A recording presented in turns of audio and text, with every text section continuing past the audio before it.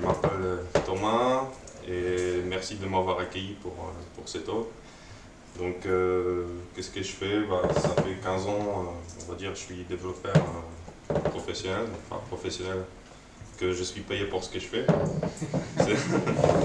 C'est pas toujours les cas, que ça pas toujours bien, ça n'a pas été bien fait tout le temps, mais maintenant avec l'âge, en fait, on essaye de faire ça de mieux en mieux, en fait. Et au final, ce que je retiens, c'est que on ne devient pas perfectionniste, mais on devient pragmatique. Donc ça, c'est une bonne excuse en fait pour pousser du code qui n'est pas toujours propre. Et donc, je travaille dans beaucoup de domaines parce que je suis indépendant en fait depuis de nombreuses années. Donc, je fais beaucoup de consulting, comme on dit, mais c'est dans du e-commerce, dans de la banque, dans de la finance, de l'assurance, etc. Et majoritairement, c'est des langages objets, donc C# pour la plupart du temps. Et il y a 20% du fonctionnel autour de F#. Et puis à titre personnel, j'explore d'autres langages qui ne sont pas du tout sur la plateforme .NET, comme l'R, Python et tout ça. Mais bon. Et pourquoi l'idée de cette présentation, en fait, CQRS, enfin cette présentation, je l'ai faite il y a un an et demi en fait. Et c'est en fait à chaque fois quand on parle du CQRS, tout le monde a on va dire une idée bien précise de ce que c'est. Et à chaque fois on associe toujours le domaine driven design, event sourcing, on dit que c'est très compliqué, etc. Et quand on commence à chercher des informations sur CQRS, on tombe sur toutes ces notions. Et on devient vite perdu en fait, et on ne sait pas est-ce qu'il faut utiliser ça, comment il faut faire, etc. Et c'est très difficile de s'y retrouver. Moi j'ai commencé à faire du domaine driven design en 2007, et à l'époque, à part le livre d'Eric Evans, il n'y avait pas grand chose, et le livre d'Eric Evans il est très abstrait. Et donc, quand on commence à implémenter, on se retrouve vite à avoir beaucoup de problèmes très techniques et on ne sait pas comment faire. Et donc, du coup, ça m'a permis d'apprendre un petit peu sur mes erreurs avant que le nouveau livre apparaisse, comme celui de Van Vernon. Je ne sais pas si vous connaissez ou si vous avez lu, mais à la fin, je pourrais vous donner des références. Et donc, l'idée, en fait, c'est d'expliquer, on va dire, à travers les différentes architectures, à travers d'un use case business que je vis dans mes différentes expériences, sur comment et quel type d'architecture on pourrait utiliser, quelles sont les problématiques les plus, on va dire, connues, rencontrées. Et c'est pour ça qu'on va faire des petites recettes. Et si vous avez des questions, n'hésitez pas à m'interrompre, poser des questions, ou si vous ne comprenez pas ce que je dis, parce qu'avec mon accent, des fois, on ne comprend pas tout. N'hésitez pas à lever la main et puis qu'on puisse dialoguer un petit peu. Et donc, on va dire dans les milieux d'architecture, on va avoir des besoins différents. Et c'est comme la pyramide de Maslow, on a les besoins les plus existentiels, et puis plus on est satisfait, plus on a d'autres besoins, de la sécurité, du confort, etc. etc. Et c'est pareil avec, on va dire, les recettes qu'on va voir aujourd'hui, et les recettes de cuisine. Mais comment ça s'est, on va dire, traduit par rapport à l'architecture? En fait, la traduction elle est toute simple, c'est qu'on peut utiliser cette pyramide à beaucoup de problèmes, et puis on va trouver, inventer n'importe quel problème, on pourra le formaliser très facilement. Et donc, j'ai choisi un domaine d'e-commerce pour baser mes exemples sur parce que c'est un domaine très simple, on va dire, on va lire, il peut être très très compliqué. Mais les concepts, on peut les comprendre très rapidement.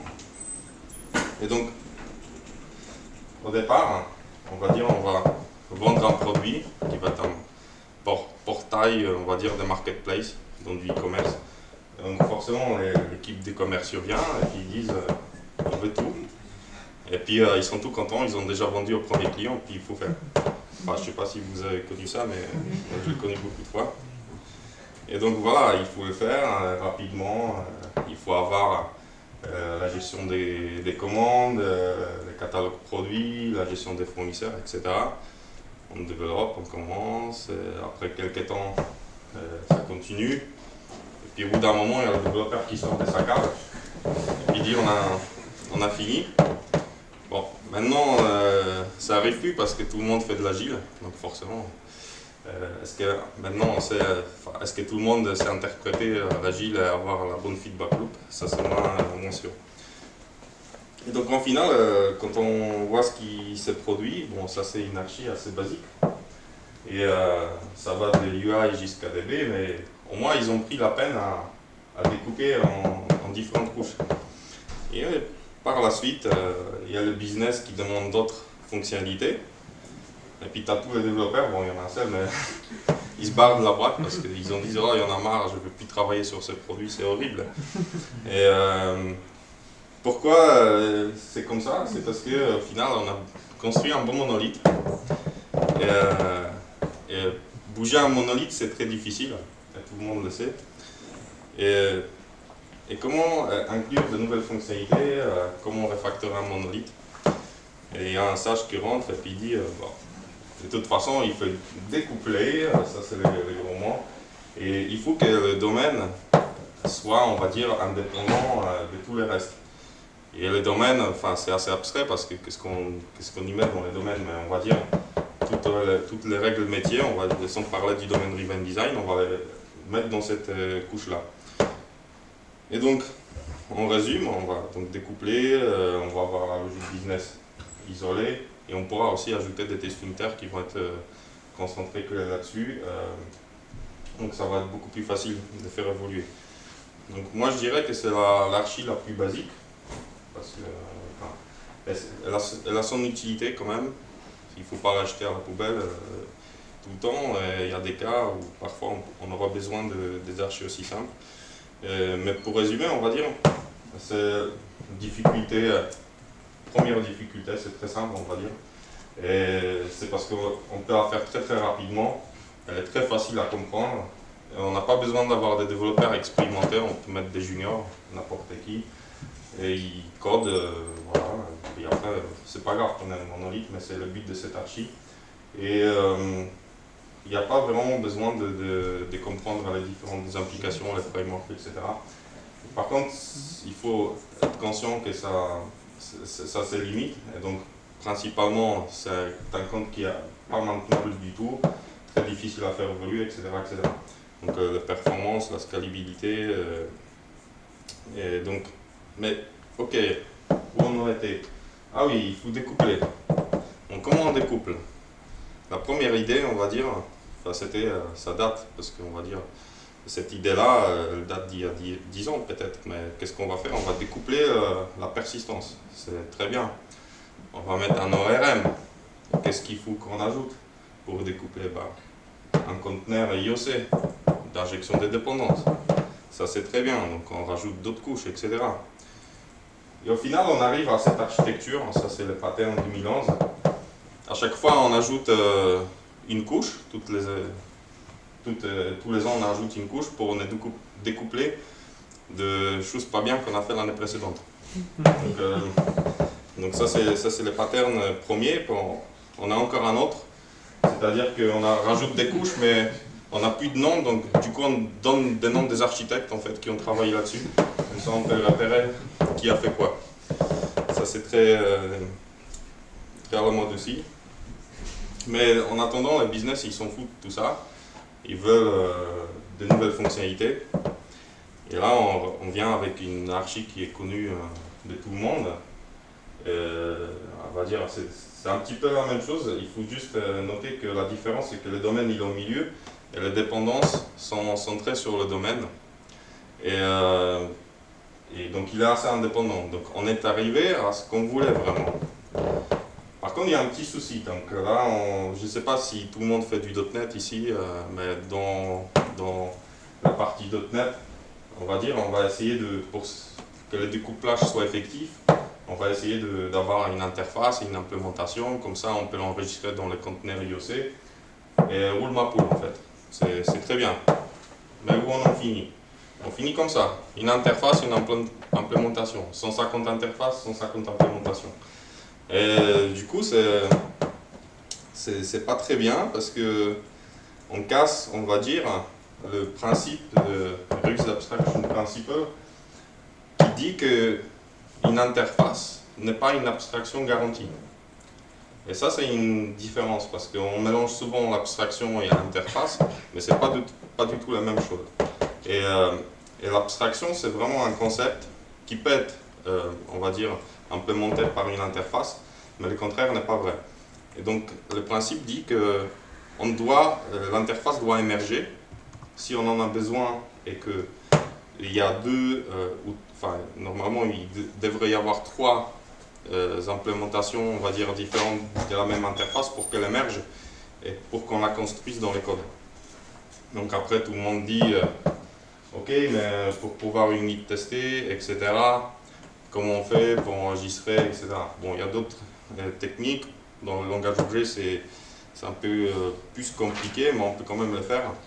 C'est des techniques qui viennent de langages fonctionnels où on n'a pas du tout tous ces frameworks d'injection de dépendance et ça marche très bien. Et donc du coup, on poursuit sur cette archi-là et de plus en plus on a du mal à rajouter des nouvelles fonctionnalités. Alors, quelle est la différence en fait avec la première toute basique et celle-ci où on a mis plein de frameworks de découplage, etc. et on arrive au même stade? Bon, le premier symptôme, c'est que c'est tellement facile avec IEC d'ajouter des nouvelles dépendances. On va en rajouter, et puis on va se retrouver à... Ici, il y en a quelques-unes, mais j'ai vu il y avait une quinzaine de dépendances. Après, il faut refactorer, ça c'est assez compliqué. Et par la suite, certains, ils essayent de faire des queries avec un ORM. C'est hyper compliqué. J'ai vu des développeurs, ils avaient une query qu'ils ont construit dans SQL en 5 minutes et puis ils ont mis 3 jours à faire le mapping dans les objets pour, on va dire, reproduire la même query avec les mappings dans un ORM. Je ne sais pas si vous avez utilisé un Hibernate, mais parfois, les gens, quand ils mappent les collections, les inverses, égal true, etc., il n'y a plus personne qui comprend comment ça marche.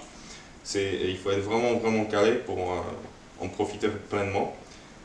Et ce qui se passe généralement, c'est que vous construisez votre domaine, et une fois il est construit, vous ne touchez plus jamais à ça parce que oh, on en a tellement galéré à mapper et puis à correctement faire fonctionner le ORM qu'on ne touche plus jamais à ça. Donc ça c'est une dérive. Donc, d'une manière générale, on a de plus en plus de mal à faire évoluer le produit. Et pourquoi? C'est parce que on a construit un autre monolithe, mais découplé. Donc ça c'est une bonne nouvelle. Mais la première fois, on a construit un monolithe qui était statique, parce que les dépendances étaient statiquement à la compilation, on va dire, connues. Et cette fois-ci, on a construit un monolithe dynamique. Cette fois-ci, les dépendances, elles sont reliées par un IEC, par les constructeurs, et qui sont visibles core time. Mais au final, pour les refactorer, vous galérez aussi que pour refactorer l'autre monolithe. Bon, là c'est l'avantage que vous pouvez ajouter des tests unitaires, mais si vous avez des tests unitaires où il faut manquer 25 dépendances, c'est pas très lisible non plus. Et en attendant, le business il va demander de plus en plus de fonctionnalités. Donc on voudra ajouter des vues différentes par utilisateur, etc. Et remarquez, j'ai pas encore parlé de CQRS, pourtant ça fait quelques minutes que je parle. Et les développeurs, ils savent que ça va être galère, on ne peut plus rajouter de nouvelles fonctionnalités, ça va être très compliqué à développer. Et les utilisateurs, d'une manière générale, se plaignent parce qu'il y a des lenteurs, il faut optimiser à chaque fois, etc. Donc c'est là où on dit, le sage dit, il faut séparer la lecture des écritures. Et donc ça c'est le CQRS, et à la limite on pourrait terminer la présentation là-dessus. Si vous séparez la lecture de la lecture, vous faites du CQRS. Et ça c'est l'idée de ça en fait. Donc on va juste faire petit on va dire, résumé. Donc là maintenant on a introduit la possibilité de faire des tests unitaires. Bon, on a rajouté des frameworks différents. On a quand même une archi qui est entrée sur le domaine, donc c'est, on va dire, elle est un peu plus évolutive. Et sur notre pyramide, elle est un peu placée un peu plus haut. Et donc là, cette fois-ci, c'est pareil. Par contre, pour les ingrédients, il faut que les développeurs aient des connaissances orientées à objet, les principes solides, enfin, il vaut mieux les connaître. Mais ensuite, il faut connaître les frameworks que vous utilisez, les ORM, les IOC, etc. Ça, c'est des choses forcément que vous pouvez, enfin, vous voulez pas investir votre temps pour apprendre parce que c'est. J'en ai un autre talk sur l'influence des frameworks sur ce que vous faites. Et, par exemple, j'avais fait aussi un talk sur l'injection de dépendance 2015. Donc, enfin, c'est en 2015 d'une manière fonctionnelle sans utiliser un conteneur IOC. Et donc, on parle justement d'un des problèmes, c'est que lorsque quelqu'un veut embaucher un développeur, et à chaque fois on cherche, il connaît ça, il connaît ci, il connaît ces frameworks-là, mais parfois on passe à côté des gens vraiment pas mal, ils ont des têtes bien faites pour faire des algorithmes, des analyses, mais ils ne connaissent pas certains des frameworks qu'on utilise et on les écarte. Ça c'est dommage. Enfin, c'est surtout dans des grosses sociétés où il y a des politiques de recrutement très strictes. Et ok, donc il faut faire la CQRS. Donc, le CQRS, tout simplement, c'est cette séparation de lecture entre écriture. Et juste pour faire évoluer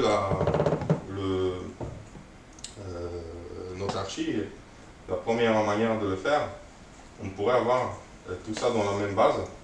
Et donc, le domaine, par contre, le refactoring qu'on pourrait y faire, c'est de virer, on va dire, toutes les propriétés qui sont mappées, qui nous servent juste à l'affichage ou faire des queries ou les propriétés transitionnelles, et laisser juste la partie commande, on va dire, donc la partie qui va changer l'état de votre domaine. Et même si vous gardez dans les repositories ORM, comme Hibernate ou Entity Framework, vous faites juste get by ID ou load by ID, et c'est suffisant en fait. Et on n'a plus besoin de faire autre chose. Donc, à la limite, pour les modèles d'écriture, on peut faire des views construire très facilement et on les map avec ADO.NET directement pour l'affichage, c'est très efficace aussi. Après, on peut avoir une variante comme ça où il y a deux bases différentes qui sont en synchrone, mais ça permet d'avoir une scalabilité différente sur la base de lecture. Si vous avez un taux de lecture plus important que la base sur l'écriture. Et là, c'est du CQRS vraiment très simple et facile à mettre en place. Et ça, c'est généralement le refactoring, parce que la plupart du temps, je tombe sur du code legacy. Et s'il n'y a pas cette séparation-là, j'essaye de la faire à chaque fois parce que ça permet d'alléger le modèle de domaine, se concentrer sur le principal fonctionnement du modèle, et le reste, la lecture, les virer à côté. Et donc là, pour le besoin qu'on avait, c'est qu'on peut ajouter plus de vues parce qu'on peut les générer à partir de données qu'on a dans la partie écriture, en passant par la base de lecture. Et donc ça c'est hyper agréable. Mais en fait, il y a un autre souci, ça dépend de votre domaine, c'est que plus on ajoute des fonctionnalités, plus ça casse des fonctionnalités là où ça ne devrait pas casser. Si on, par exemple, ajoute une autre manière de gérer les stocks, on va, par exemple, casser quelque chose dans la gestion des commandes, etc. Donc, le business, il n'est pas très content. Et c'est parce qu'on n'a pas fait une bonne analyse au préalable. Donc, sur des domaines d'entreprise qui sont des domaines assez complexes, généralement, on essaye de trouver les différents contextes pour les séparer. Et les différents contextes, c'est qu'on a la partie gestion du produit, la gestion des commandes, des fournisseurs et du stock. Et il y a d'autres domaines comme la comptabilité, etc. On ne les fait même pas figurer. Et ça ressemble vaguement à ce qu'on appelle l'approche stratégique du domaine driven design. Mais en fait, ça c'est la clé du domaine driven design, c'est de savoir faire cette séparation par rapport à ce que votre entreprise fait. Et juste pour se concentrer sur la partie architecture, on peut revenir plus tard là-dessus, sur comment on découpe, etc. Puis s'orienter DDD si vous voulez après. On pourrait avoir chaque contexte, bon, si je reviens là-dessus, chaque contexte il peut avoir une architecture différente. Et c'est parce que on n'a pas les mêmes besoins, enfin l'entreprise ne va pas investir à chaque fois le même argent sur tous ces, on va dire, contextes. Par exemple, la gestion du catalogue, c'est très basique, on va pas over-ingénierer une architecture qui va juste permettre juste de la gestion du produit. Par contre, tout ce qui est la gestion des commandes, ça peut être intéressant d'avoir une architecture comme CQRS plus évoluée. Et on peut les combiner en fait par la suite dans des silos comme ça et avoir quand même une interface utilisateur qui est commune. Et on peut avoir un legacy, CQRS, DDD avec hexagonal architecture, même du CRUD en dessous. Et par contre, sur l'interface, quand vous regardez, vous ne voyez pas. Et comment savoir sur quel type il faut investir plus, où est-ce qu'il faut concentrer l'effort. Et c'est là où DDD rentre en jeu, c'est qu'il met l'accent sur l'avantage stratégique d'une société. Et il faut se poser la question quel est l'avantage stratégique par rapport à d'autres concurrents. Et si on prend un domaine comme e-commerce, puisqu'on en parle, il peut y avoir par exemple, si je vous demande de modéliser un panier e-commerce, logiquement tout le monde va mettre shopping cart, order item, product, etc. Il va tout de suite faire ses entités parce que c'est ça qui vient en place. Enfin, c'est ce qui vient naturellement parce que c'est très simple. Mais en fait, le business, il le voit pas comme ça. Le business, il voit tout de suite le shopping cart. Mais comment je pousse les recommandations, à quel moment je vois que les objets sont retirés dans les paniers, à quel moment je vois que le client il est gold parce qu'il a un panier qui est supérieur à 1500 €. Comment je vois différents aspects, on va dire, du business pour faire de l'argent. Et à la limite, ils s'en foutent que vous avez modélisé votre objet de cette manière-là parce que de toute façon, il ne répondra pas aux besoins métiers. Et l'avantage stratégique, par exemple, si vous avez un e-commerçant comme la Fnac, où ils ont, je sais pas, 200 magasins en France, leur avantage stratégique à l'époque, c'était d'optimiser la gestion du stock et de proposer, on va dire, le produit de saison. C'est que près de chaque magasin, on a un stock optimisé pour que les produits qui sont les plus achetés soient toujours disponibles et ceux qui sont les moins, ils seront moins disponibles. Donc ça, c'est un casse-tête. Par contre, pour Amazon, qui à l'époque n'avait pas cette problématique-là, l'avantage stratégique, c'était dans les algorithmes de recommandation, du machine learning, etc. Parce que c'est ça qui leur permettait de vendre le plus et que les clients puissent aller au plus vite à la page de paiement. Et donc, deux domaines très similaires, mais par contre, l'avantage stratégique est différent. Et ok, donc maintenant, comment parler avec le business pour trouver où est cet avantage stratégique, etc. Et c'est là où on commence à parler des événements. Et vous certainement connaissez ce qu'on appelle l'event storming. Je ne sais pas si ça a été présenté ici. Ouais. Donc en fait, en quelque sorte, on parle avec les gens du business par rapport aux événements qui sont intéressants dans leur domaine. Donc qu'est-ce quand est-ce qu'on a mis quelque chose dans le panier, quand est-ce qu'on a commandé, quand est-ce qu'on a renseigné les informations des shipping, d'envoi, etc.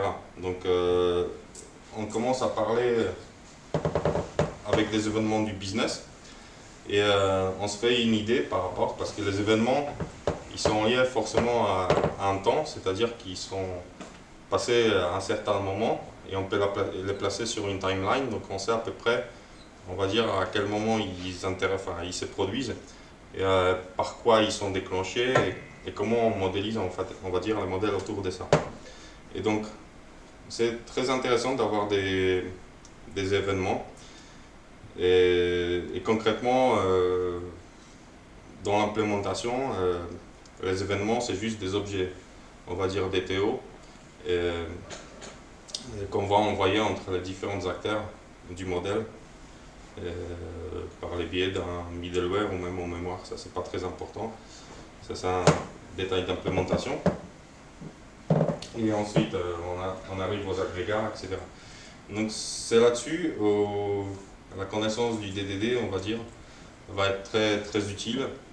Et comme je parle du DDD, on va dire, c'est Domain Driven Design,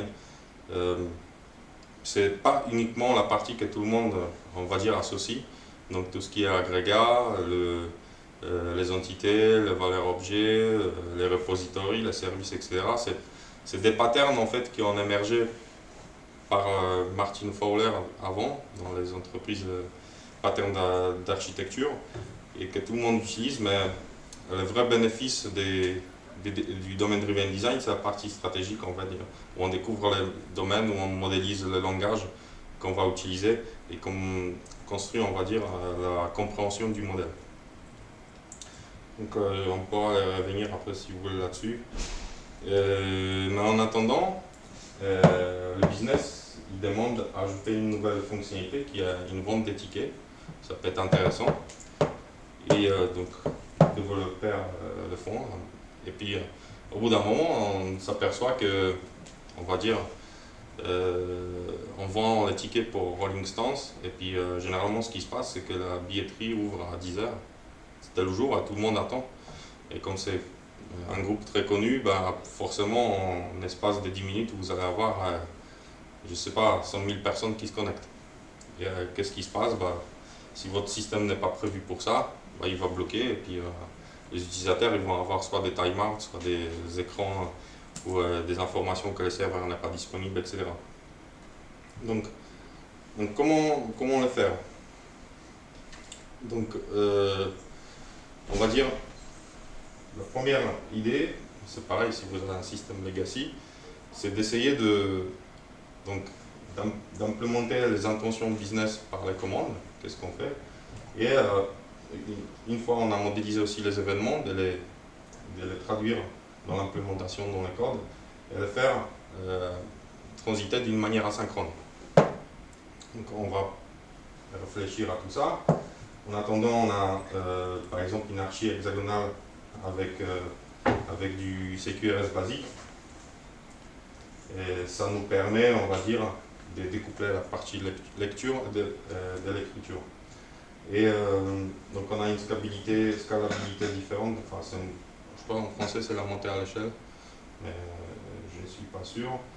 Et plus facile à tester, plus facile à évoluer. Surtout, vous pouvez mettre des équipes un peu moins expérimentées sur la partie lecture.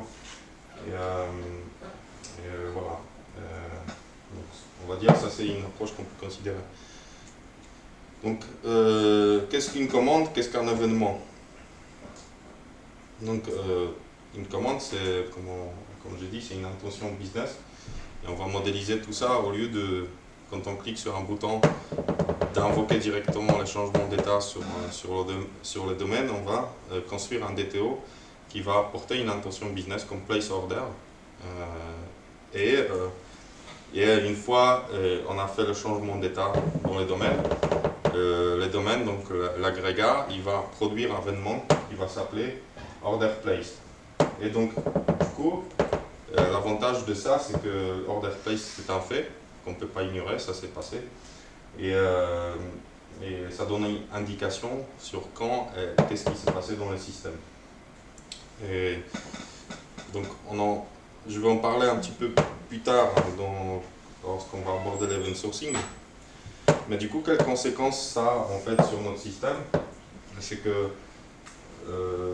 généralement, les commandes, donc l'intention business, ce qu'on appelle, vous modélisez les interfaces utilisateurs, task oriented utilisateur, donc l'utilisateur il va pas voir un bouton save qui veut rien dire pour lui, enfin, il comprend qu'on enregistre, mais il va plutôt avoir cette intention qui est décrite sur l'interface utilisateur qui va être place order, et du coup cette commande elle va être produite par application service, et elle va être transmise sur un command bus. Le command bus, bon, ça peut être du middleware, mais ça peut être aussi quelque chose qui est implémenté en mémoire, ça c'est pas important pour le moment. Mais par la suite, on a ce qu'on appelle les command handler. C'est un bout de code en fait qui va être configuré pour ce type de commande, et on va dire, il va l'attraper, il va le traiter. Donc généralement, il va invoquer un bout de votre domaine, il va faire le changement d'état, l'événement va se produire, et cet événement-là, il va être envoyé sur un event bus, et également il va être écrit en base de données. Après, il y a des détails techniques, je ne sais pas s'il faut que j'en parle, je peux vous en parler plus tard après la présentation, parce qu'il y a des petites problématiques par rapport, par exemple, lorsque vous commencez l'implémentation, vous demandez, ok, l'événement il doit être produit dans les domaines, mais comment je le véhicule ensuite sur un middleware, puisque le domaine il est indépendant de tout, et je ne voudrais pas implémenter quelque chose de statique ou des référenceurs dans mon domaine, un bout de middleware pour le faire. Donc il y a des différentes techniques pour le faire, il y a au moins 5 techniques différentes, et ça on peut en parler plus tard, mais ce qu'il faut juste savoir, c'est que d'une manière générale, les commandes elles sont synchrones, parce que ce qui nous intéresse c'est de savoir si la commande a réussi, donc soit elle a été rejetée directement parce qu'elle n'est pas valide et on a un retour, on peut afficher un message d'erreur à l'utilisateur, soit elle n'est pas rejetée, donc du coup elle continue, elle est traitée. Par contre les événements ils sont, on va dire, asynchrones. Ils peuvent être envoyés dans un autre contexte de votre application par le même système. Il y a juste une petite boîte là en bas, ACL, qu'on appelle l'anti-corruption layer. C'est qu'à chaque fois il y a un point d'entrée et on essaye de se découpler du reste du monde. Donc ça passe par une couche d'anticorruption qui va traduire, on va dire, l'événement à l'extérieur vers la compréhension qu'on a du événement dans les contextes donnés. Pareil, après, une variante avec un modèle de lecture qui peut être construit à partir des événements aussi. Parce que ces événements-là, ils arrivent au fil du temps. Et on peut les stocker dans un modèle de lecture avec un générateur de vues qui va les agréger. Donc, une fois vous voulez remodifier vos vues, vous pouvez, on va dire, effacer votre modèle de lecture, vous le construisez dès le début, enfin, avec une logique un peu différente, vous rejouez les événements et vous pouvez reconstruire des vues différentes. Bon, ça marche rarement comme ça, mais c'est possible. Parce qu'il y aura des problématiques de versionning, etc. Et donc voilà, on a introduit cet asynchronisme dans les événements. Par contre, ça a un impact direct sur le business. Parce que pour certains écrans, on n'a pas prévu, ils ne s'affichent pas immédiatement. Donc on dit, tiens, on a mis à jour cette information-là, par contre on ne la voit pas à l'écran directement, qu'est-ce qui se passe, etc. Et donc, juste pour faire une petite parenthèse, vous avez certainement entendu du GAP TEM. On va dire, on a 3 propriétés qui par consistency, availability et partition tolerance. Donc en français, je sais pas, c'est la consistance. Hein? La consistance, disponibilité et la tolérance des coupures réseau ou je sais pas quoi. Et Mais en fait, ce principe dit qu'on peut en choisir que 2 propriétés, des 3, pour garantir. Et par contre, dans la pratique, il s'avère on ne peut pas choisir la consistance et la disponibilité, parce que le réseau idéal n'existe pas. Donc à un moment donné, le réseau il va toujours casser, donc cette propriété théorique, elle n'est pas vraie dans la vraie vie. Et donc, on va en explorer que 2. Et donc, la consistance et la tolérance aux pannes réseau, elle dit que c'est que s'il y a une panne réseau qui intervient entre notre système distribué sur plusieurs nœuds, bah, l'utilisateur est bloqué parce qu'on veut garantir la consistance. Par contre, si on privilégie la disponibilité, bah, s'il y a une coupure réseau, donc forcément les données entre les 2 nœuds du serveur ne sont pas synchronisées pendant un certain temps, mais l'utilisateur il peut toujours utiliser l'application. Par contre, c'est pas sûr qu'il ait des informations, enfin les mêmes informations suivant les serveurs sur lesquels il se connecte. Donc ça c'est des choses qu'il faut analyser avec les gens du business. C'est très intéressant de découvrir en fait la manière dont ces gens-là travaillent, parce que la grosse difficulté, on va dire, c'est que vous avez on va dire, vous faites toujours vos systèmes d'une certaine manière, et au bout d'un moment, vous vous posez plus de questions et vous essayez de tout faire transactionnel, très technique, parce qu'il faut garantir ci, il faut garantir ça. Et les gens du business, au fil des années, ils se sont pliés à ces règles-là. Donc du coup, ils utilisent ces systèmes-là et on s'est dit, tiens, c'est comme ça que les systèmes doivent fonctionner. Sauf que si on se repose la question et puis qu'on revient vraiment au business, c'est pas ça qui les intéresse. Et bien souvent, on oublie de s'intéresser à ça. Sur un des projets où on a travaillé, on a eu, pour un projet e-commerce, on a eu un problème, on va dire, sur les pipes de commande. C'est que quand il y a eu une grosse période d'achat, comme pour Noël, tout était bloqué, on va dire, et puis il fallait, on va dire, l'architecte en question à l'époque, il disait, bah, il faut rajouter 24 serveurs. Et puis, on rajoutait 24 serveurs et puis ça tenait la charge pendant 2 semaines. Je ne sais pas combien ça coûtait, mais c'était... Et en fait, on s'est dit, bah, ça pose beaucoup de problèmes. Et comment on va faire? Et on a découvert que dans le code, qu'en fait, à chaque fois, quand qu'un utilisateur achetait un produit dès qu'il le mettait dans le panier, on vérifiait que cet item-là, il était en stock. Et en fait, les stocks, c'était un serveur qui était même pas au même lieu géographique, même, enfin, avec la fibre, ça devait être assez rapide, mais quand c'était des mainframes, c'était des applications du gestion de stock qui avait une trentaine d'années, c'était très, très lourd avec des transactions distribuées, etc. Donc ça supportait pas la charge. Et puis on s'est dit, bon, on va voir les business, on va voir comment on résout ce problème-là. Et on dit, bah, de toute façon, il y a ces soucis-là, comment on va résoudre? Si par exemple on cassait le lien, est-ce que c'est important pour vous? Et le business il dit, ah non, on n'a jamais voulu que ça soit comme ça, on nous a dit que ça ne peut pas marcher autrement. Nous, ce qu'on veut, c'est qu'on vende, même si ce n'est pas en stock. Et il dit, oui, d'accord, c'est intéressant.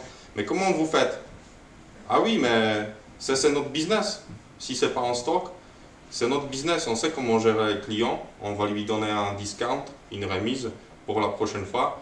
Il faut juste que ces cas-là, ça soit par exemple marginal. Que le produit qui est en stock, par exemple, ça représente 2% de vente. C'est envisageable que nous, on les traite à la main. Donc, pourquoi mettre cette contrainte transactionnelle? On s'est dit, tiens, c'est intéressant. Donc, du coup, on a enlevé cette contrainte. Et ça a commencé à marcher, mais 10 fois plus, quoi. Et la charge, elle tenait, on va dire, super rapidement. Et donc, il faut toujours discuter avec le business pour se rendre compte que des fois, ce qu'on essaye de leur vendre, ça ne leur convient pas. Et donc, en fait, la clé de cette consistance à terme, c'est qu'on n'a plus besoin d'avoir des transactions distribuées. Et ça, c'est un point très intéressant. Et par contre, ça a un impact, comme je disais. Mais est-ce qu'avec le système que vous construisez aujourd'hui, vous n'avez pas cette consistance à terme? Parce qu'une fois, même si vous ne faites pas tout ça, vous avez affiché les données à l'écran, bah c'est déjà périmé. Parce que qui sait que si l'utilisateur met à jour des données, il ne va pas tomber sur un problème que quelqu'un entre-temps a déjà updaté, puis il va dire non, il y a quelqu'un d'autre à modifier les données, elles sont plus valides, veuillez recharger, recommencer. Donc ça, c'est des questions que vous vous posez déjà, mais vous les gérez d'une manière différente. Là, l'avantage de la consistance à terme, c'est que c'est explicite, et c'est un besoin business qui est, on va dire dit explicitement. Pourquoi maintenant ça ne marche pas aussi bien quand on dialogue avec les gens du business? Parce que si vous leur dites, vous venez, bon bah on a un système génial, mais votre donnée elle va être consistant à terme. Bon, le business tout de suite il dit non, on ne veut pas ça, ça va casser tous les systèmes, etc. C'est comme ça qu'il faut leur vendre la solution. Il faut venir et puis voilà, on va dire bon, bah, on a une solution pour corriger ce problème, ça va vous faire gagner 1 million d'euros. Ah d'accord, on va le faire. Donc ça c'est une autre manière de le faire. Et donc, ensuite, comme je disais, il y a des problématiques avec la synchronisation. On va pas essayer de rentrer dans les détails, mais quand vous envoyez les événements, il faut s'assurer que les événements arrivent à leur destination. Parce que entre-temps où vous écrivez votre événement local en base et que vous l'envoyez à l'extérieur pour tous les sous-systèmes qui sont intéressés, s'il a perdu au cours du temps, enfin, parce qu'il y a un coupure réseau, etc., votre système il va être désynchronisé en quelque sorte. Donc il faut apporter des garanties pour que ça n'arrive pas. Et la manière la plus facile, c'est d'avoir du transactionnel partout. Là, j'ai mis la base de lecture, mais c'est une des problématiques parce que la base, elle écoute des lectures des événements pour reconstruire son état. Et si l'événement est perdu entre la base de lecture et le moment où on écrit le changement d'état dans la partie écriture, bah on est désynchronisé. Une autre manière de le faire, c'est d'avoir du middleware qui va gérer aussi les transactions, où on peut l'enlister dans des transactions. Donc ça c'est possible. C'est un peu plus lent, enfin c'est moins lent que les transactions distribuées. Mais bon, ça peut marcher dans beaucoup de cas s'il n'y a pas de grosses demandes de performance.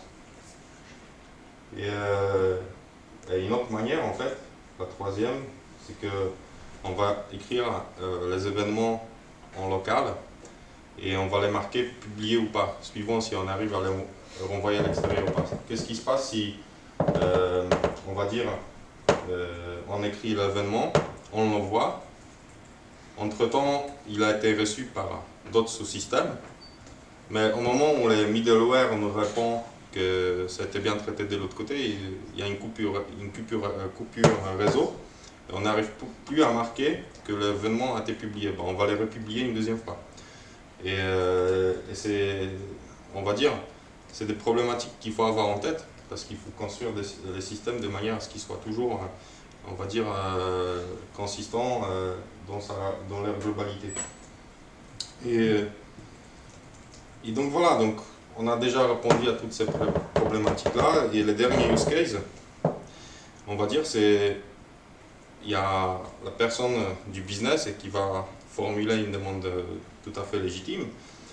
Ils vont dire, ok, ben nous ce qui nous intéresse, c'est lorsque l'utilisateur a certains articles dans le panier et que notre système de recommandation va lui, on va dire, afficher d'autres articles, est-ce qu'il va les retirer et rajouter les autres?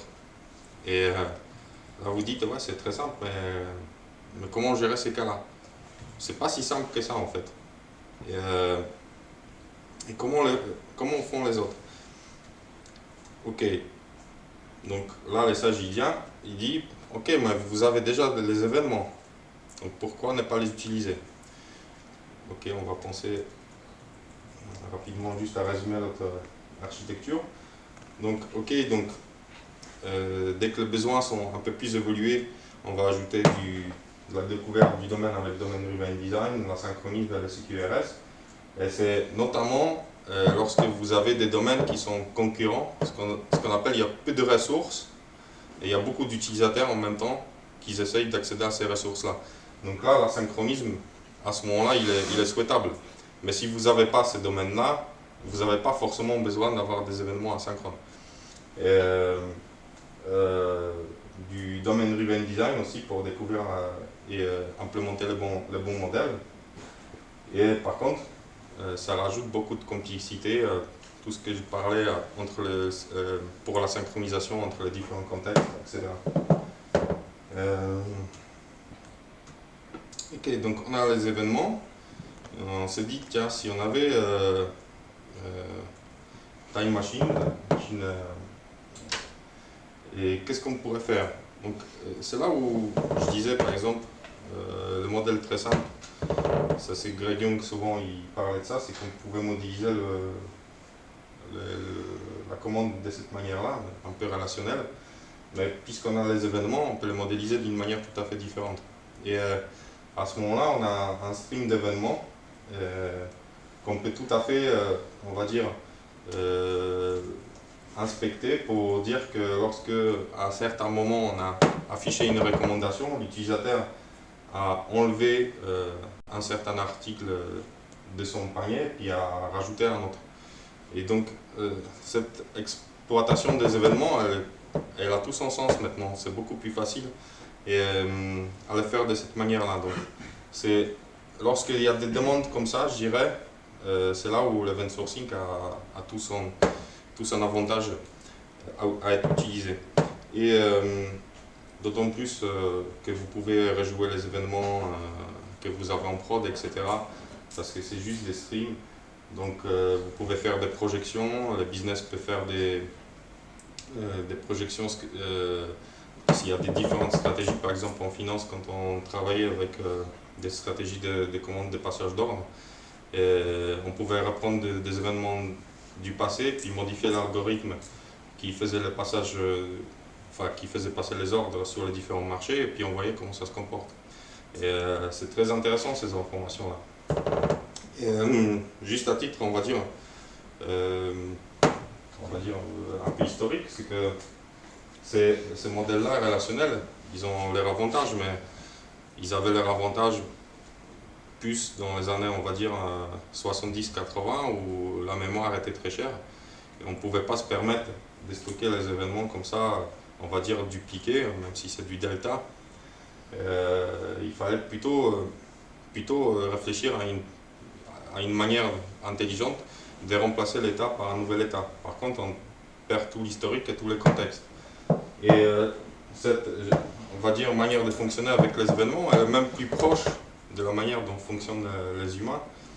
C'est parce que lorsqu'il y a un événement qui arrive, vous n'oubliez pas tout de suite ce qui s'est passé avant. Ça serait génial.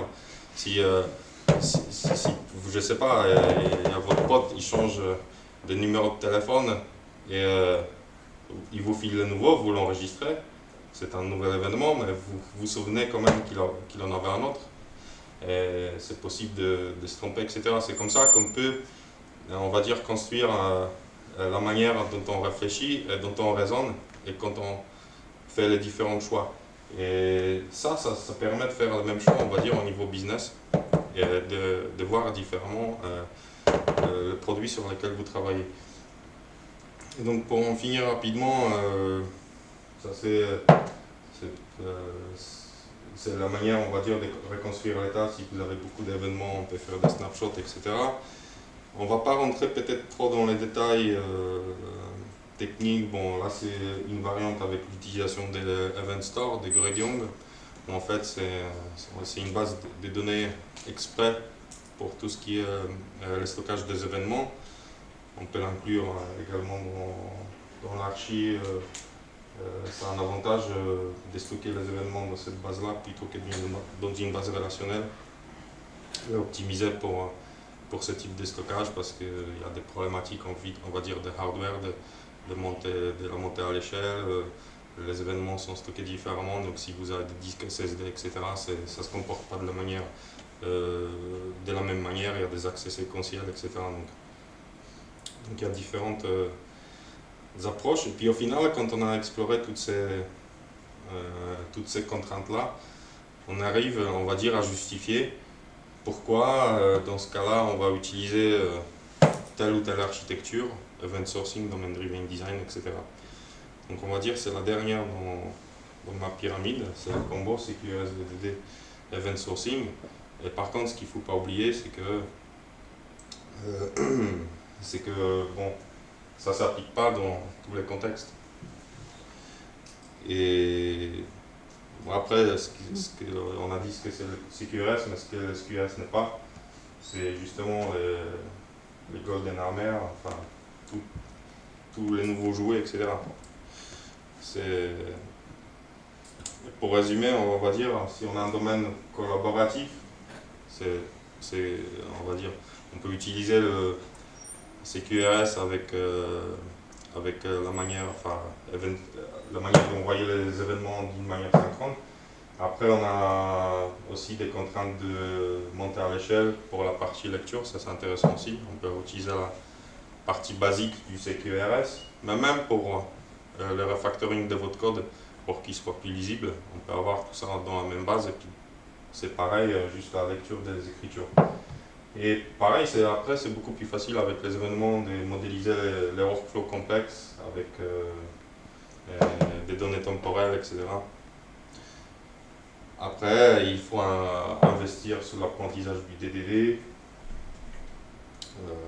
des workflows, c'est un exemple qui est pris aussi pas sur CQRS de Microsoft, c'est la manière dont, quand un client il place une commande, comment différents événements entre les différents sous-systèmes transit, qui sont coordonnés avec un process manager, on va dire, qui ne fait que le routage des événements et des commandes à différents sous-systèmes. Et au final, il reçoit une commande le client il reçoit une commande qui est confirmée ou rachetée, suivant si le paiement réussi ou pas. Donc voilà, 50 minutes, ça serait tout pour cette présentation. Si vous avez des questions, n'hésitez pas. Sinon...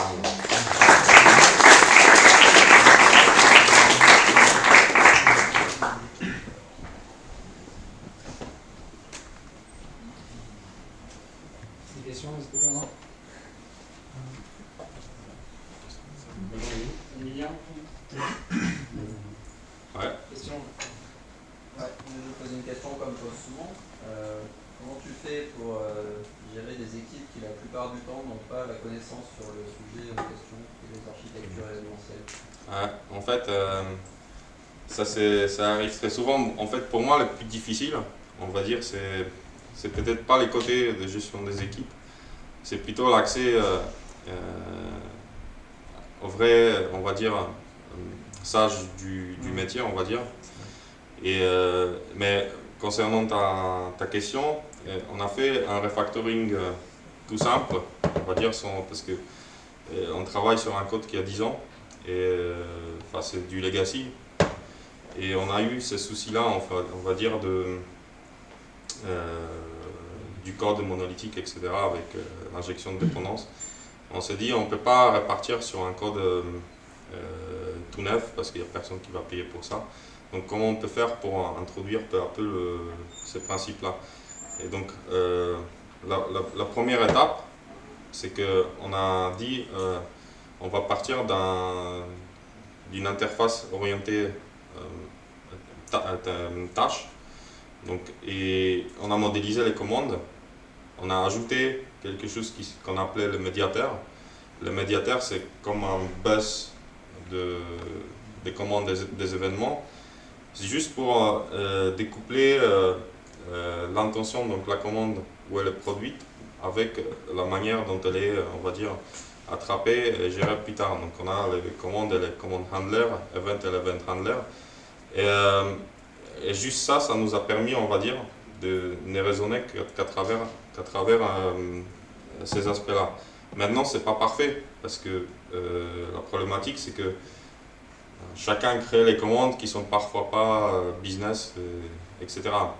Mais ça, c'est pas grave, parce que là, déjà, on a un endroit identifié pour un refactoring qu'on va faire plus tard. C'est que la deuxième étape qu'on a commencé, c'est de construire des use cases au niveau la couche applicative. Donc au lieu que les commandes soient lancées de n'importe où, on va dire, on a use case, parce que là c'est pour l'assurance qu'on a fait. Use case par exemple de souscrire un contrat et on lance du plus haut niveau toutes les commandes nécessaires pour réaliser ce use case. Et donc ces use case, donc il y a on va dire envoi des documents au client, la signature des documents, la programmation des workflows commerciaux des relances, la programmation de tout ça. Et donc juste ce découpage là en commande, ça nous a permis de faire ces use cases là et l'avoir au même niveau. Et ça va par petites étapes, on va dire. Donc une des étapes aussi, c'était la séparation de la lecture et l'écriture, mais ça a été fait il y a 2-3 ans, on va dire. Et tout le monde dit que maintenant on fait du CQRS, bon, même si c'est du code legacy, et que c'est très très basique. Mais voilà, ça c'est comme ça que moi je fais. Voilà. Après juste, je voulais vous montrer une slide par rapport au domaine driven design. C'est que pour ceux qui ont lu, on va dire, les livres d'Eric Evans, qui trouvent qu'il est très abstrait, ben, c'est vrai, il est très abstrait parce qu'il est tout en haut de la pyramide et c'est plutôt solution design. En fait, chaque couche, on va dire, on a déjà le langage de programmation. Donc tout ce qui est la gestion garbage collector pour ceux qui font du C#, la plateforme .NET, les constructeurs, les classes abstraites, machin, etc. Ensuite, on passe plutôt au design pattern, donc c'est la construction du software. Et quand on parle de design pattern, vous expliquez plus à quelqu'un c'est quoi les constructeurs, etc. Ça, vous considérez que c'est déjà acquis. Après, il y a des patterns, on va dire, de Martin Fowler, d'entreprise. C'est pareil, lui, il parle de patterns d'entreprise, il ne va pas parler de tous les design patterns. Et donc, le livre d'Eric Evans, il est encore au-dessus. Il considère que vous connaissez déjà tous les patterns d'entreprise. Et quand il parle implicitement des envois des événements, comment on les traite, il considère que vous connaissez déjà tout ça. Et moi, quand j'ai lu le livre d'Eric Evans, j'étais peut-être au niveau vert, et je galérais vachement pour trouver après les restes de la pyramide. Et c'est pareil concernant les modèles dans le domaine de driven design. Je ne sais pas si vous avez vu ça, mais généralement, ce qu'on essaye de modéliser, si on le fait mal, le business il a besoin de construire le code, mais au final, qu'est-ce qui est vrai? Parce qu'on a un rectangle, ça dépend de quel côté on regarde, et puis on a un cercle de l'autre côté. Et les deux sont vrais. Donc ça veut dire qu'avec la difficulté avec le domaine de driven design, ce n'est pas de modéliser le vrai modèle, mais le modèle qui est utile pour résoudre le problème. Et donc il n'y a pas de bons modèles, il y a des modèles utiles et il y a des modèles qui ne sont pas utiles. Et voilà. Moi j'ai plein de questions. Ça peut durer longtemps. On a des simples techniques qui peuvent répondre, des questions. Pardon? Il y a des questions simples techniques qui répondent très vite par oui, par non. Par exemple, à chaque fois, il y a deux bus différents, un bus pour les commandes, un bus pour les events. Dans la réalité, si c'est le même middleware, si c'est le même bus, est-ce que c'est choquant? Non, en fait, c'est pas choquant.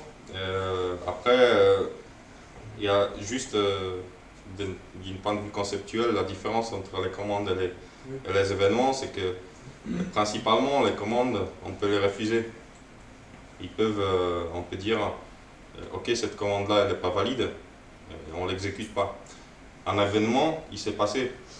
En fait, on ne peut plus le refuser. Donc, du coup, il faut que le middleware qu'on utilise, il garantisse que lorsqu'on balance une commande sur un middleware, si cette commande-là elle est traitée d'une manière asynchrone, ça devient beaucoup plus compliqué, on va dire, à avoir un retour négatif.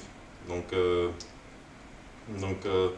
ça c'est complexifié encore parce que généralement, quand on commence à faire des systèmes vraiment compliqués, on s'est dit ok, on va utiliser un middleware pour faire transiter les événements. Mais les événements, ils peuvent être, on va dire, ils peuvent se transmettre entre des agrégats qui sont dans le même process. Et on s'est dit, tiens, on va utiliser un middleware pour faire un call out of process pour revenir dans notre process où on est déjà. Donc c'est un peu bête. Et du coup, généralement, on fait une distinction entre les événements internes et les événements externes. Les événements externes, ils vont aller sur un middleware qui va prendre en charge la transmission. Et généralement, quand c'est des événements qui sont en interne, bah, on va utiliser la même abstraction, mais l'implémentation, ça va être un bus en mémoire, par exemple. On va avoir des événements qui sont internes à notre domaine, et puis Voilà. pour les agrégats, sont Exactement, il faut avoir ça à l'esprit. Et je dirais, donc du coup, l'implémentation, elle n'est pas tellement importante, on va dire, du moment où on se rend compte des contraintes que cela implique. Et il faut que, on va dire, conceptuellement, on garantisse, on va pas que la commande, lorsqu'elle n'est pas valide, il faut qu'on ait un retour en erreur. Parce que comment, sinon, on traite ces cas-là? C'est assez compliqué, quoi. On va pas aller pouler un statut d'un item pour afficher le... donc, je dirais, voilà, c'est... Ouais, vas-y. Je peux continuer, genre, des questions. La partie read, je trouve, pour être assez facilement intéressante par son côté productif aussi. Est-ce qu'il y a des... C'est plus facile ou est-ce que tu as des recommandations sur ce qui serait de la génération de code? Parce que je vois bien une génération de code plus facile peut-être côté read et peut-être côté write, tu m'as dit que c'est un peu plus difficile. Voilà, est-ce que tu as des... Bah, en fait, il y a différents besoins. Donc, moi, je dirais que la partie read, elle est intéressante pour l'utilisateur, mais des points de vue techniques, à moins qu'on agrège vraiment, où on a vraiment des générateurs de lecture qui agrègent des événements, des plans, des sous-systèmes, où c'est assez compliqué, où la complexité, on va dire, est due au fait qu'on peut avoir des événements versionnés parce qu'on a changé un petit peu, il faut prendre ça en compte. Mais dans un cas basique, nous par exemple, on passe par des procédures stockées et des vues qui sont toutes simples et c'est généralement le DBA qui l'a fait, et puis après il y a quelques développeurs. Et ça marche très bien parce qu'on n'a pas non plus une complexité énorme par rapport aux écrans de lecture. Par contre, ça nous avantage, c'est parce que du coup, on n'a plus la contrainte, on n'a plus les propriétés transitives sur les objets, etc. Et on a vraiment limité les objets à avoir que des méthodes et plus de getter, enfin plus de propriétés. Donc, et le fait aussi de faire ça, ça nous a poussé un petit peu vers l'étape suivante parce que du coup on s'est dit comment on va unit tester, il n'y a plus de getter pour par exemple inspecter l'état d'un objet. Moi en fait c'est pas intéressant en fait de faire ça parce que quand on a introduit les événements en fait un agrégat donc des entités ils vont produire un événement lorsque une action business va se produire et du coup on peut vérifier juste que ces événements-là, ils se produisent bien. Et ça, c'est plus intéressant de tester de cette manière-là parce que c'est plus orienté business. Et donc, ça, c'est le langage, on va dire, qui se travaille avec du domaine driven design. Et là, c'est un exemple, c'est que lorsqu'on parle du langage, et là, j'ai le mot triste lorsque je vous dis je suis triste. Tout le monde comprend à peu près ce que c'est, mais au final, quand on va sur les dictionnaire des synonymes, on a tout ça. Et je pourrais utiliser n'importe quel mot, et ça va, on va dire quelque chose de différent, plus précis sur mon état. Et c'est ça qu'il faut aller explorer quand on parle avec les gens du business. Et la difficulté, c'est que on comprend mieux les mots lorsqu'on parle des choses réelles, par exemple d'une voiture, d'un marteau, même s'il y a plusieurs marteaux, que des concepts. Et généralement, ce qu'on modélise dans le logiciel, c'est des concepts et c'est beaucoup plus difficile à trouver. Mais Mais c'est ça qui permet de construire un langage commun avec le business, etc. Après, juste dans les domaines, comme je disais, la partie technique, repository, entité, c'est pas très important. Ce qui est important, c'est la découverte du domaine. Et pour ça, on a des stratégies d'organisation qui sont les bounded context. Le bounded context, c'est l'applicabilité d'un langage particulier et d'un modèle. Ça revient à ça. Et puis, non, ça ne revient pas à ça.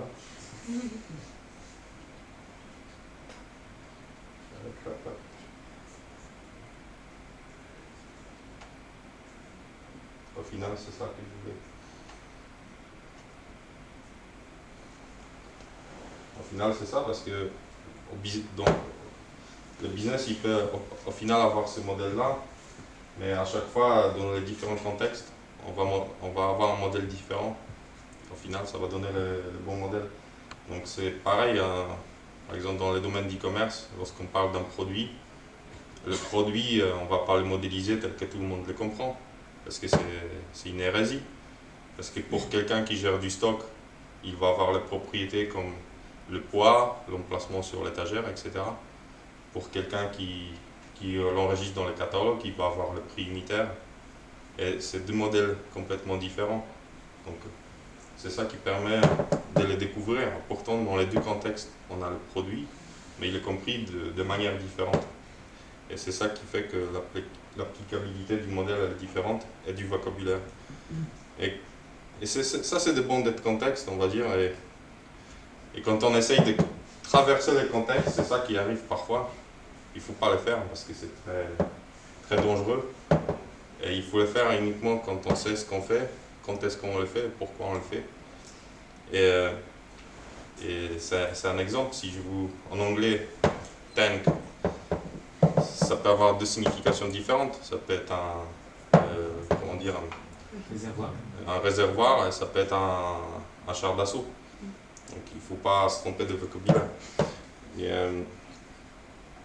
juste rapidement, les agrégats, parce que c'est un aspect intéressant.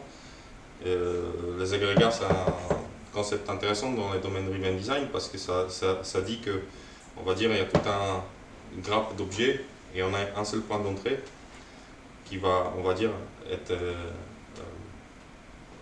on va surveiller toutes les entrées, on ne peut pas faire n'importe quoi. Alors pourquoi souvent on modélise les liens entre les différentes entités avec plein de propriétés partout et n'importe quel objet peut accéder à n'importe quelle propriété, à n'importe quel objet.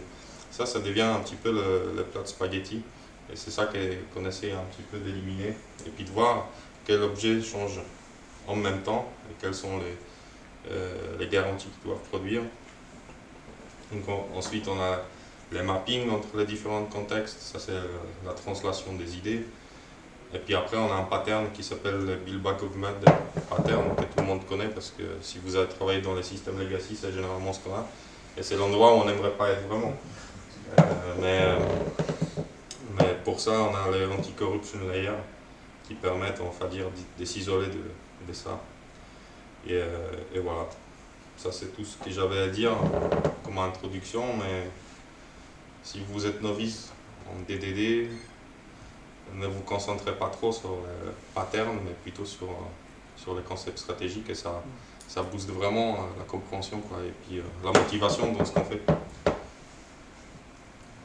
Tu as parlé d'un bouquin au tout début. Ouais, en fait, c'est Van Vernon, c'est ça? Ouais.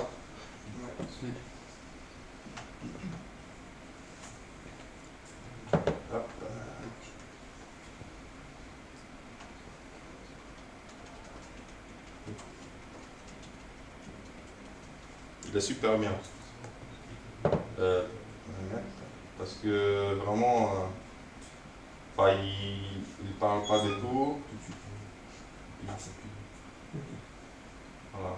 Il parle pas des tours, mais on va dire, il résume toutes les galères, on va dire, par lesquelles je suis traversé, comme j'avais que le livre d'Eric Evans. Bon, il y a des trucs qui manquent, mais ce qui est intéressant, c'est qu'il vraiment explore un domaine. Il dit pourquoi on fait ça, comment on modélise les agrégats. Et ça c'est intéressant parce que les liens entre les différents objets, suivant les contraintes business, ils sont modélisés différemment dans ce bouquin-là. Et il y a des contraintes qui sont, on va dire, résolues, enfin, il y a les différentes contraintes, on va dire, par rapport à ces modélisations-là. Il y a un autre qui était...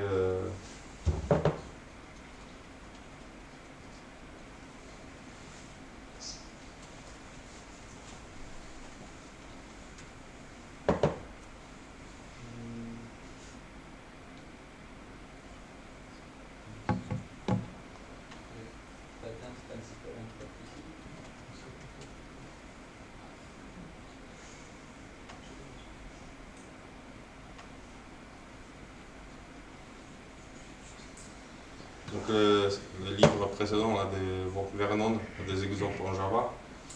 Mais bon, pour quelqu'un qui fait du .NET, c'est assez compréhensible. Mais les exemples ils ont été traduits, on va dire, sur son GitHub en .NET aussi.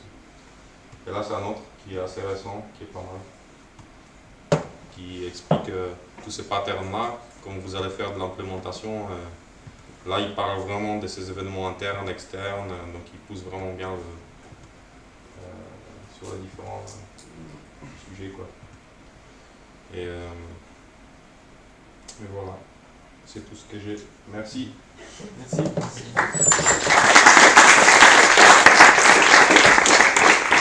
Un autre truc, déjà on va aller prendre l'apéro. C'est comme ça, on va poser des questions à Thomas. J'ai oublié de le dire au début, il y en a l'année dernière qui a participé à une formation avec Sandro Montudo. Cette année, on va essayer de refaire à peu près la même chose avec Greg Yang, qui se trouve être le Saint-Père du CQRS, qui a vraiment conceptualisé le principe. Donc si jamais vous êtes intéressé, n'hésitez pas à venir m'en parler aussi voilà, parce que le principe c'est que si on a assez de personnes intéressées, ça se fera, et sinon ça se fera pas. Donc voilà, si vous êtes intéressé par le sujet, n'hésitez pas à venir m'en parler. Surtout que lui, il est, on va dire, assez dispo à cette personne. On était, il y a quelques années, une dizaine. Il est venu à Paris, enfin, c'était ridicule en termes de coûts par rapport à des formations classiques. Parce que bon, il est assez cool comme mec, et puis après la plupart du temps, ce qui l'intéresse c'est de voir des gens, de boire des bières après, tout ça.